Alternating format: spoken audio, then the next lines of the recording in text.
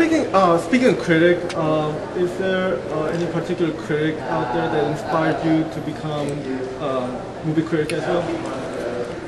Well, like I said, I don't think anybody really inspired me to be a critic because that was never my ambitions. I still, like I said, I still don't see this as a movie review site that we do or anything like that. I see it as entertainment.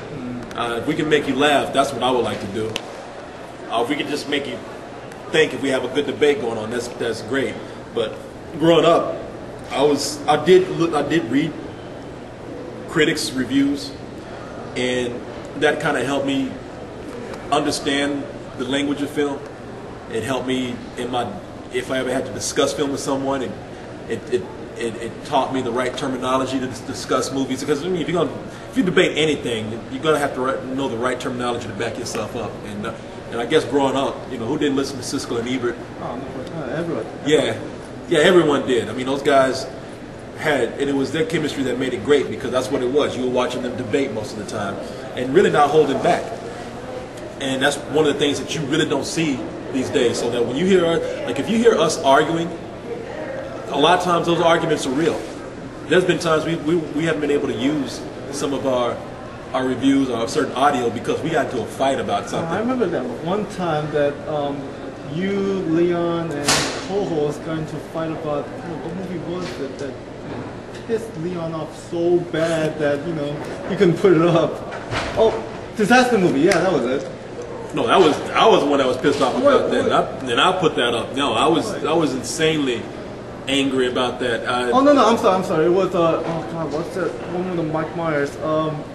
I remember one in particular when I think it was you and Leon. No, it was Leon and Cyrus when they were arguing about Quantum of Solace. Well, there's been a lot of them.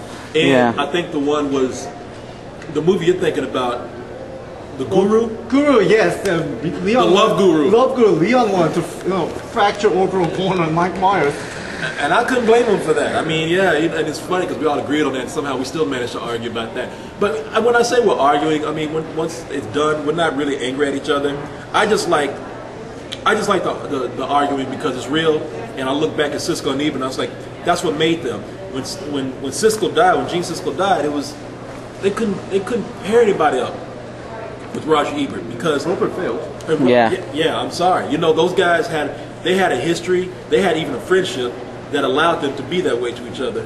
And now trying to artificially put two people together who are so formal that they're scared to go at it with each other, that seems so fake. And that's what I think is a problem with a lot of critics or a lot of personalities, really, that they're not real. But looking at those guys, that was a big inspiration because I was thinking those guys are not afraid to show who they really are to millions of people. Yeah, they're honest. They're completely honest. And I tell you, the other thing is that I read, there was a guy that, I grew up in Waco, Texas. Branch Davidians and all that kind of stuff. And there was I forgot the guy's name, but he was a local writer, and he was also a cartoonist. Oh. And I think him being a cartoonist is the first thing that got me, because he came to my school and did a bunch of drawings and talked about being an illustrator. But then I found out that he was also a movie critic. And I think he hooked me into the whole movie thing because I was so in love with him being an artist. And I think that was really probably the tipping point of me going into movies, was reading that guy's reviews. I wish I could remember his name. He's a pastor now. Actually, he's like some bigwig Baptist guy. I heard him on NPR the other day, and I was like, I grew up reading that guy's reviews. I met that guy before, but he was a big hero of mine coming up. Well, how the world turns. It is, man. Like I said, you never know how things are going to work out. Again, hey, we came here and met all of you guys last night. We had a big party last night. I'm telling you, years ago, when it was just me and my friend doing our first few episodes of that Access show, we thought we were going to be done with that in a year, and I would be doing something else. I actually thought, if you want to know, I thought my life was going to take a turn. I thought that I was going to be writing for probably a small newspaper in some small town like Waco or smaller, just writing movie reviews. And I would have been happy to have just a small content life, but this happened, and you never know where life is going to turn. You're exactly right. All right, last question. Is there anything you'd like to say to the Spill fans out there? Yeah. fuck you. No. Criticize me, will you? I was about to say, No. If I had to say anything to Spill members and anybody else who paid even a small amount of attention to what we've done, thank you.